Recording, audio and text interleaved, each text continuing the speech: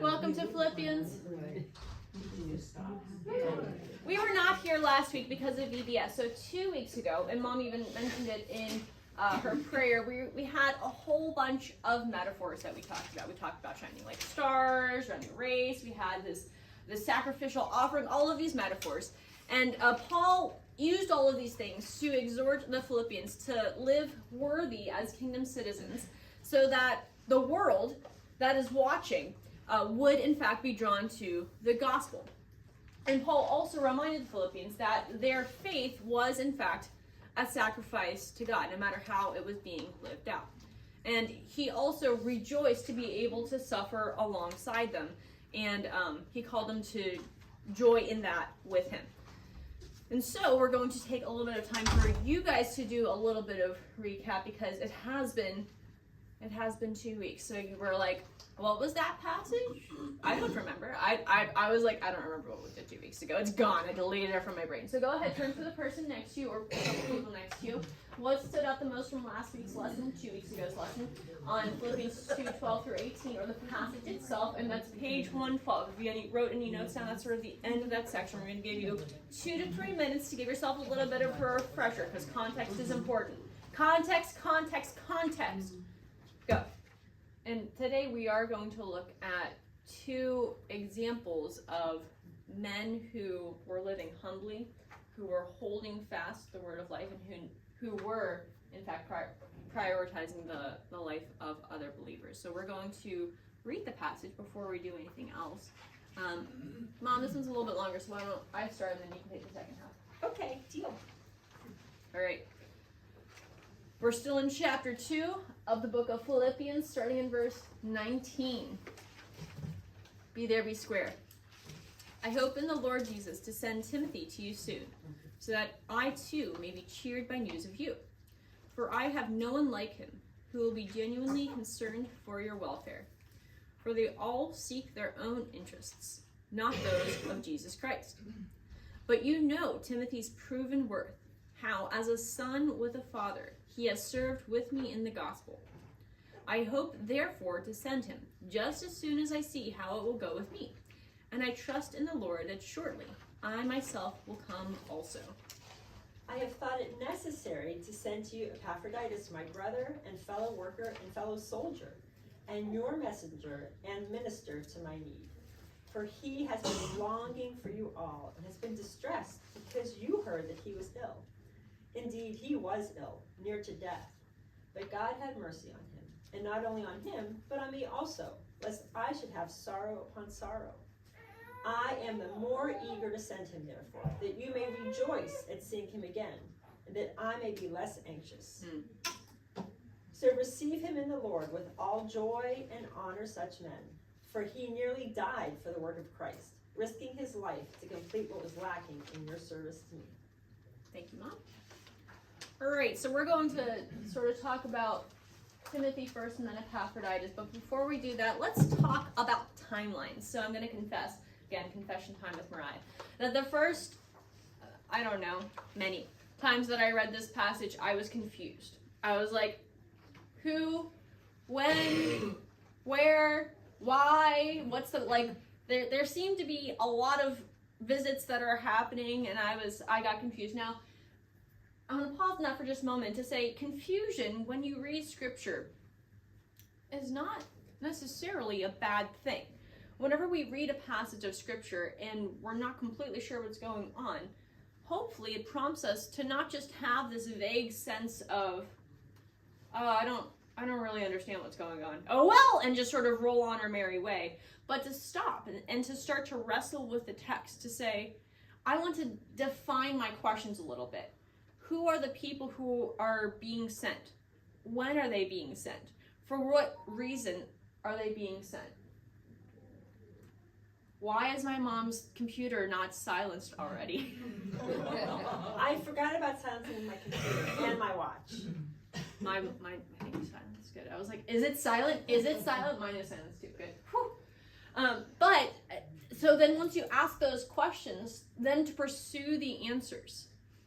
that's good. That's what we as Bereans strive to do, not just to sort of be vaguely familiar with the text and to get a warm, fuzzy feeling whenever we read the passages of Scripture that are really easy to understand, but to wrestle with it, to really engage with it, because it's in that wrestling that the knowledge really becomes our own and that we draw close to God. So we're going to actually talk about what's going on here. So we have a general timeline, two things that are or rather three things that are happening. Mom, Yeah.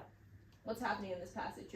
You were typing, which means I was, but it's okay. I know what's happening. she knows what's happening. I do, because first, Paul's going to send Epaphroditus back with his letter, right? Mm-hmm. And then second, as Paul's fate becomes more certain, he's going to send Timothy back, basically to get a report, see how the Philippians are doing, and report back to Paul. And then finally, Paul had planned to visit them himself, singular. We were both up. I accidentally texted my mom at 11:30, just asking her, I don't know, some stupid question about what she was bringing. And then I was like, oh my gosh, it's 11:30, I'm so sorry. And she was like, oh no, we're up too.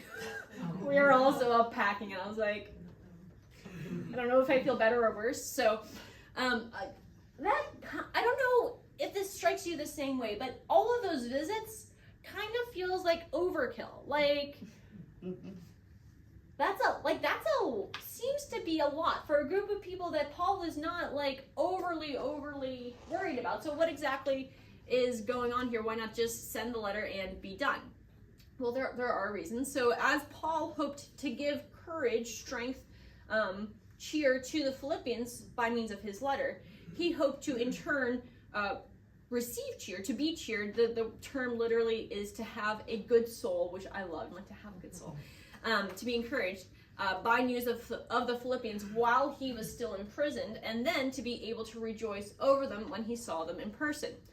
Now, what Paul expected was that the letter that he sent would inspire some changes. Now, again, as we think about the group, our audience, the Philippians, was Paul majorly concerned about major false teaching, major strife, major whatever? Like, are there major problems that he's concerned about in this church? Miss Margaret? No. No. However, does he really love this church? Does he still have concern for them? Yes. And so there are some things that he wants to address. He wants to see that the Philippians are going to be shining so brightly that the light is going to reach from Macedonia, where they are, all the way across all of those bodies of water and land masses to Paul, where he is imprisoned in Rome. So let's talk about Timothy's visit. His first purpose is to bring back news of the Philippians. So Paul doesn't want to be disappointed. Yeah, and so I have a good example. Go for it. So whenever we have a dinner party, I usually don't plan well. So at the last minute, I'm like, Like, I need help! And then my husband is always wonderfully willing to come in and do kitchen tasks for me. Now, whenever I give Earl kitchen tasks, I know that they will be done Exactly. well. So if I say, can you chop up the onions, to say, how big do you want them chopped? And I'll say, oh, about that big. And I know that Earl will cut them about that big. If I say, I would like about a half cup, he will actually measure out the half cup. So whenever I go to check on Earl, like, I'm not expecting to see, onions the size of $50. Or tomato slices, I'm not going to name any names, but they're not in this room, like that fat. I expect they're going to be, and I'll just be like, oh, great job, honey. Just a final double check. Okay, now, can you also, Noah, on the other hand, sometimes, like, Noah's good. Like, if you ask Noah to bake something, it will probably turn out well. But every once in a while, he gets imagining or something. Like one time, distracted. he left the sugar out of the cheesecake. Or, I know. Yeah, you're like, oh no. Yeah. Oh Or- no. Or we just had a party, and I said, honey, I'm running behind, can you put arrange the cheese and meat. Now, I had cut up like 200 pieces of cheese, literally. Like, there was cheese all over this tray. And he took it right up to church, and I brought it out at the party, and I was like, there's like 20 pieces of meat on here. Honey, can you go home and get the rest of the meat? So, no, I feel like I need to check on him a little more. And And the expectation is, let me go see what's wrong, so I can correct something very gently. Exactly. And I think that that's one of the reasons why Paul ends up listing out all of Timothy's qualifications here. Mm-hmm. Because, again, I don't know about you guys, but whenever I know that I'm going to be checked on for whatever reason. I know in the book I talked about having my supervisor do evaluations on my class, so she'll do like class observations, or I thought of whenever I lived at LBC as a student and they would do periodic dorm checks. So they would do like the white glove inspection where they would come through and see, is your room clean or not? I get anxious. And I'm like, even if I'm very confident. Now, with the room inspections, was I confident that my room would get a grade A on the inspection? No, I knew I was going to fail that inspection. But for like the class observations, now, as I described in the book, my supervisor, Chrissy, is like literally one of the nicest people I know. Every time we've had a class observation, it's been really, really good. Like, she's asked me, so what's going well for you? Or is there anywhere you need more support? She'll give me like really specific things. I'm like, oh, well, have you thought about ever doing one of these? How do you think that this particular assignment is going with your classes? And it's very constructive. I never feel threatened. And she's been so invested in my progress as a professor at Lancaster Bible College that I know, like, whenever I stop and think about it, I'm like, I really shouldn't be anxious, because even if like I mess up in the actual presentation of my lesson, or if one kid goes rogue and like runs out of the room screaming, you're like, does that happen in college? Don't ask me questions. that it's gonna be okay. And so I'm like, okay, calm down, everything's gonna be all right. And so I think that part of the reason why Paul goes through Timothy's qualifications is to help the Philippians not have that sort of gut reaction of defensiveness to say, well, don't come check on us. We're doing fine. He wants all of that to go well. Right. He wants the Philippians to receive Timothy and Epaphroditus in the best frame of mind as possible, right? So he's already held up Jesus as an example, right? In 2:5-11, he's held up himself as an example in 2:17-18. And now he's holding up Timothy and Epaphroditus as an example of the serving, suffering, and attitude of Jesus that they all should have. And I think that's the other reason that Paul is listing out everything that Timothy's done, because he doesn't want them to just receive him well, but he wants to highlight him as an example of what he's been describing. Again, going back to that rock climbing example, it's easier to understand the concept if you see somebody do it than if it's just described to us. So how exactly has Timothy been an example for the Philippians? Well, first of all, Paul says that he has, quote, no one like Timothy who has the same, the word is literally, do I know how to say it? No, but I think it's something like isopsychos. Isopsychos. I know a few here. I'm fairly certain that's not how you pronounce it, but it's how I'm going to pronounce it for the rest of my life. And the term basically means to have the same soul, to be like-minded. And Mom, what does that exactly mean in the context? Yeah, so we see that Timothy shares Paul's mindset toward the Philippians, right? He shares that pastoral heart for them. He wants them to grow in the gospel. Mm-hmm. So that's sort of that Philippians 2:2, we're having the same mind, being of the same spirit. You know, he wants them all to grow, and they're trying to cultivate that in the Philippians.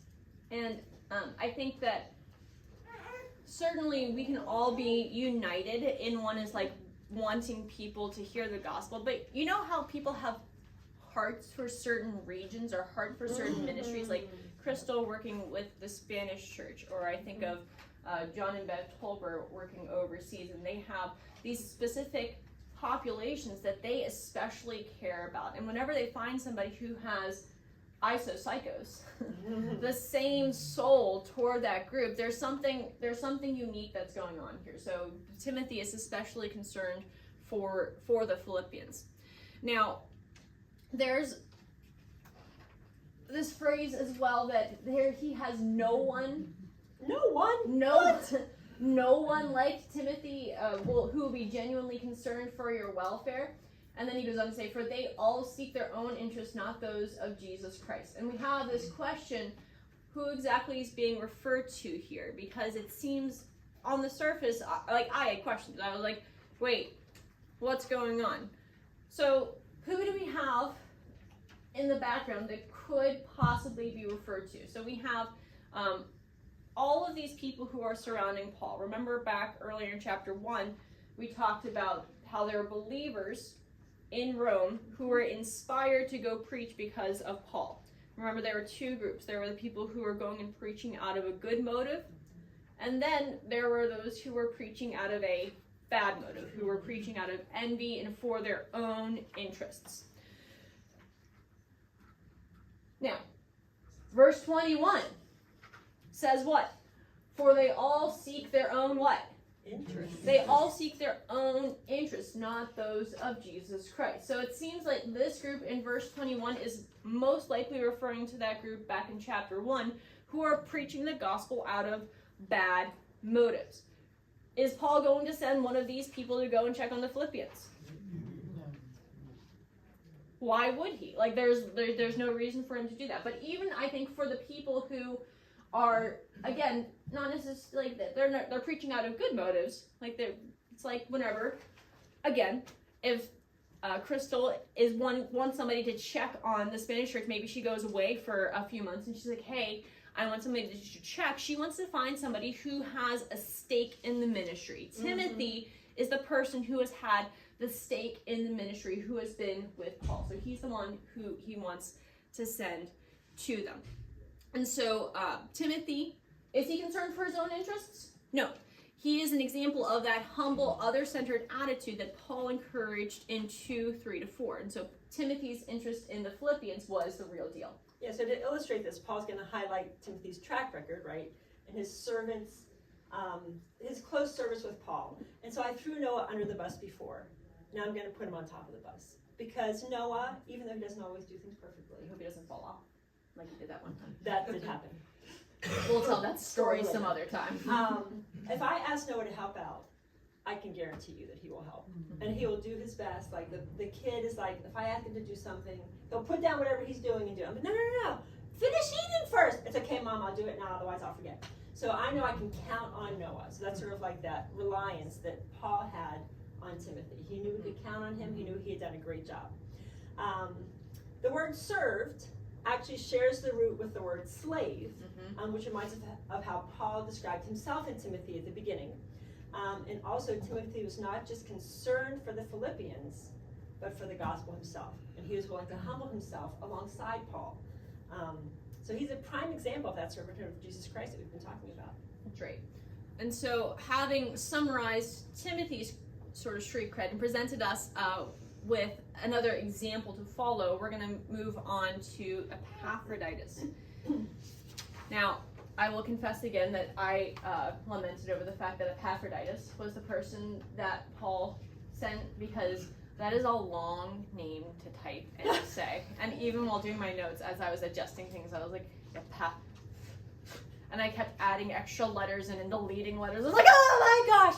I didn't though do the Pastor Jeff thing of like making an abbreviation of the name, like Nebuchadnezzar, Epa.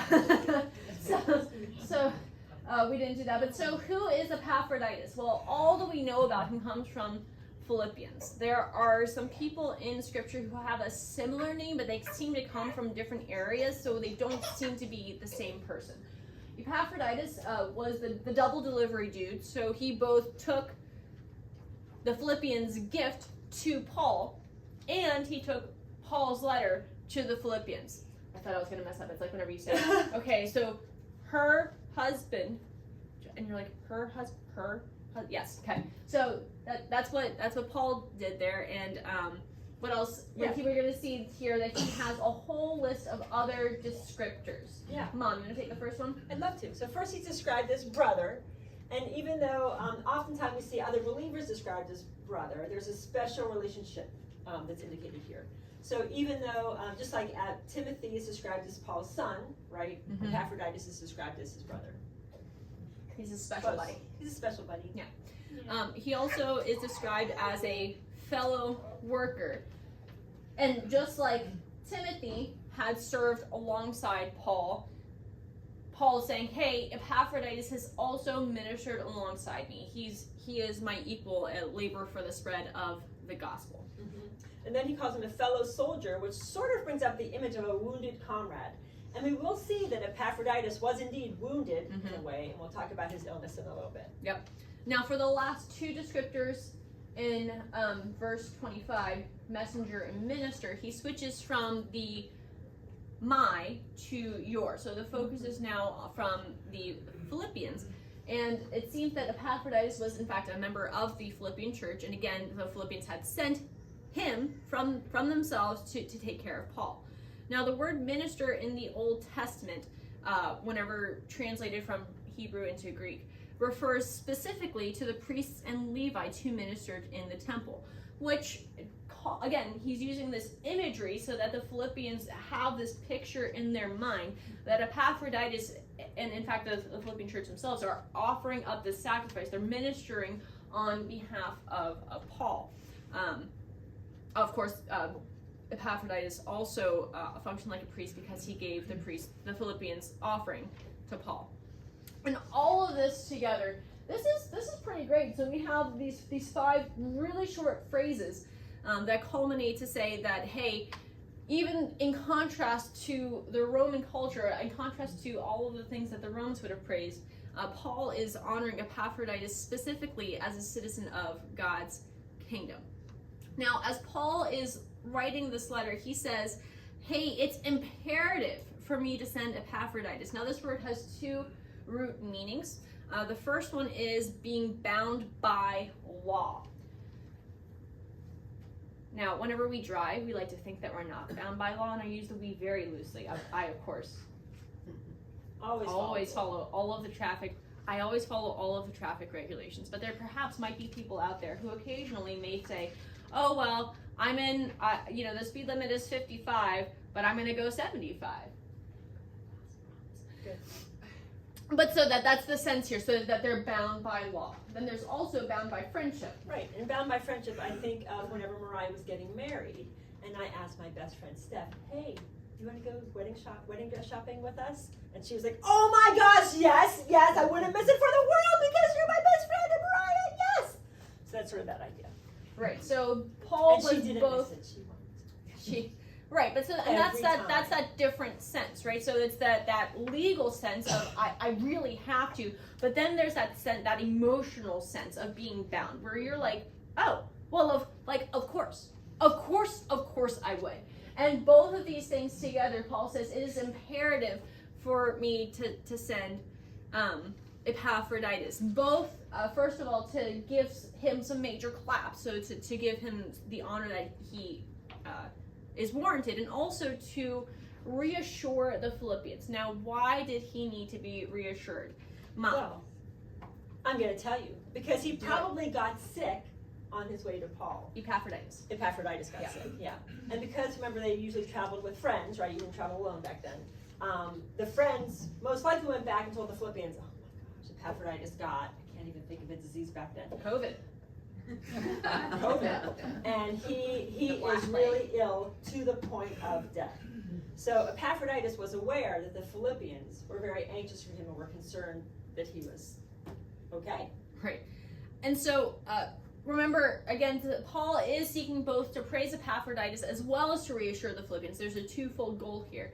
So just in case the Philippians hadn't understood exactly how sick Epaphroditus was, Paul emphasized, so yeah, where is it? Indeed. Thank you. Indeed, he was ill, near to death. So just in case you missed the memo, so you heard that he was sick. But let me tell you how sick he was. He almost died. He almost died, yo. Again, what exactly did he get sick with? Why was it so hazardous to us? Yeah, exactly. We don't know. But what's interesting about the phrasing here, so where is it? I don't know what you're There it is. I'm like, literally cannot read the screen. I know it's the game. We told you. Like, There's the moment. I'm like, I'm looking for the word risk. I cannot find it. So down here, it's in verse 30. That's why. It's because it's. Oh yeah. I was looking up here. I'm like, I know it's in here somewhere. So he nearly died for the work of Christ, risking his life to complete what was lacking in your service to me. Now this is pretty cool. So the name Epaphroditus, yes. comes from the phrase Epaphroditos, which means favorite of Aphrodite. Now, Aphrodite was the... Aphrodite, or you mean Aphrodite? I can't say. I can't talk. Aphrodite. Aphrodite. Yeah. This word. Yes. This word. Favorite of whatever this name. Aphrodite. This Greek goddess, who was the goddess of gambling. So when a pagan Greek would throw the dice, he would cry out, Epaphroditos, favorite of Aphrodite. Did I say it right this time? Yes. I literally cannot. Yes. So it seems that Paul is writing, so Epaphroditus gambled his life. So he's using like this really clever wordplay on his name. So Epaphroditus, that's the right name now, right? Yeah. Okay. The lesson's over. We're going to go home now. He gambled with his life, but he won because God was there and God had mercy on him. Right, and that mercy applies to Paul as well as Epaphroditus, because if Epaphroditus would have died, that would have brought great grief on Paul as well, and it increased his anxiety. Yeah. Now, why was Paul anxious in the first place? Because you see here that he may be less anxious, indicating that there was anxiety already in place, and so it's not just that he doesn't have no anxiety, but that he has less anxiety. Well, I mean, he was where? Yeah, he was in prison. Also, he was always concerned for who? Who is Paul always concerned for? All of those, yeah, all of the Philippians, who else? Yeah, the Ephesians, the Galatians, all of these churches that he's planted, all these people that he's ministered to, he's concerned for their welfare. He's concerned that they're not straying from the faith, and he's burdened to share the gospel. And so, if Epaphroditus was anxious about the Philippians' anxiety, about his health, it's possible that Paul got anxious about Epaphroditus' anxiety, about the Philippians' anxiety, which is too many anxieties, but there you go. Yeah, I think, but I can sort of relate, because I think of, like whenever, I don't know if you guys have ever experienced this, but for instance, I'm going to use your grandkids, because I love the Garland kids, and I love a lot of your kids, but whenever they were going at that first time to perform the Sam Luncheon, Steph was a little nervous. And so I was a little nervous, because Steph was a little nervous about them performing. Now, should we have been nervous? No, because they're fabulous. But you know, you're like sort of empathy, anxieting with your friend, because you're like, oh yeah, I want them to do well, and I don't want you to be sad if they don't do well, and yeah, oh Lord, please let them do well. That kind of thing. That kind of thing. And so when Epaphroditus returned to the Philippians, two anxieties would be gone, because the Philippians would no longer be concerned about Epaphroditus. Mm-hmm. Is that Ditus? Epaphroditus. This guy. Yeah. Epa. This. Oh man. Epa. We're not going to name our kids that, that's for sure. Mr. E. And he would no longer have to be concerned that they were concerned. And so Paul's overall anxiety goes down, because he has two things more that he is not worried about. So you can insert a smiley face emoji that's like sweat, wiping the sweat off, like, okay, we have less anxiety here. So for the good of all parties involved, he was eager to send Epaphroditus, even though that meant that he would be deprived of Mr. E perhaps sooner than what was intended. Because at the end of the section here, Paul says that Epaphroditus completed what was lacking in your service to me. Now again, whenever I was listening to Philippians on repeat, whenever I was driving from my house to Lancaster and back in preparation for the study, this is one of those phrases that sort of jolted me, and I was like, I thought that the entire letter was written as a thank you, and he's like, to make up for what was lacking in your service to me, and I was like,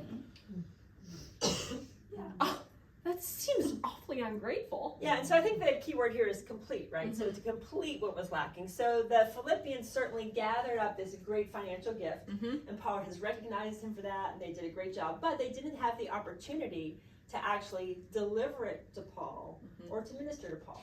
And so Epaphroditus is going to come in and fill in there. It's like whenever you do those Samaritan's Purse boxes for the kids, Right. and you do all that gathering, but you can't deliver those. Well, you can if you've got a mission trip. But anyhow, everybody can't do that. So the people who actually pass out those boxes are completing what was lacking in you, what you were unable to do. That's right. And that's a great example, because again, as we think about the body of Christ, we recognize that we all do have different roles. And so Paul here is emphasizing that was Epaphroditus' role, but that not everybody's going to have that role. Now, Paul concludes this section with an exhortation to receive Epaphroditus and to honor him, along with all who serve in a similar way. And I have the question, why? Because, again, just sort of reading through Philippians, I would feel like they're gonna receive him well. I'm like, why would he have to say, okay, make sure that you receive him and honor him for these things? So Scripture doesn't say. So what I'm about to hypothesize is in fact speculation. One possibility is that Epaphroditus had indicated to Paul while they were together that the Philippians weren't in fact honoring their leaders, or that they had some kind of grumbling spirit. And again, we do know that there was some grumbling that was going on, so maybe there was something about the leadership that they were grumbling about. Do we know? No. So that's a hypothesis. It's also possible that Paul was nervous that because he was sending Epaphroditus back potentially early, it's possible that Epaphroditus was actually intended to stay with Paul until he either got released or, was murdered. So maybe he sent him back early, and so he was afraid that the Philippians were going to be like, what are you doing? Why are you back? Why aren't you going and ministering to Paul? That's why we sent you. And so he was sort of saying, hey, no. He really came through for me. These are all the things that he did. Please receive him well. Don't get mad at him because he came back early. Again, does Scripture say that? No, but it's a possibility. It's also possible that Paul isn't really afraid that they won't receive him well, but he just really wants to make sure. I lean toward the second and third possibilities as sort of being my personal favorites, but again, it's all conjecture. Yeah. So we see in this whole passage that Paul is holding up Timothy and Epaphroditus as the kind of humble, others-focused, sacrificial, gospel-motivated Christians that Paul is exhorting the Philippians to also become. That's right. As Dr. Constable remarked, I'm going to quote him here, "For true partnership in the work of the gospel to exist, there must be unity among the workers. The key to achieving unity is for each believer to adopt the humble mind of Christ." Now, the hiker... That's good. Dr. Constable, man, he oftentimes phrases things really great. Hike your own hike. So this is what's going to be coming up, not due to discuss this coming week, but the following week. Now, I'm going to talk through it and then talk about why. So again, Philippians chapter 2, verses 19 through 30. Checkpoint on page 126 if you want to keep that sort of ongoing review going for yourself.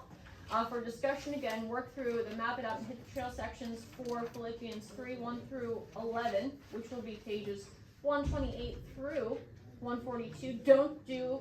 It's 143. Don't do the checkpoint on page 143. Now you ask, well, actually you guys are smart, so you guys already know it. Why are we not going to have a normal thing next week? Because we're going to be in Colorado. However, we are still planning to meet, and what we're planning to do is a little bit of a review activity. Not terribly crazy, just a little bit of group review, and then a fun activity. I know, which we are not going to tell you anything about. It'll be fun. It'll be a fun little activity. It won't involve any running, I promise. Unless you want to run. Or climbing. Unless you want to. I frequently walk around church and I think, I could climb that. I was outside with my one-on-one last week looking at the wall of the church, and I was like, oh, this is, I could totally, and then I was like, you're working, stop it. And then there's going to be prayer time. So that's our intended thing for next week. So we won't be here, but we are still planning to have something going on. So be there, be square. And we'll so in discuss 2 weeks, we're going to discuss what she said. That's August. That'll be August. So that'll be in August. It'll be great, great, great fun. I think that's it. That's it.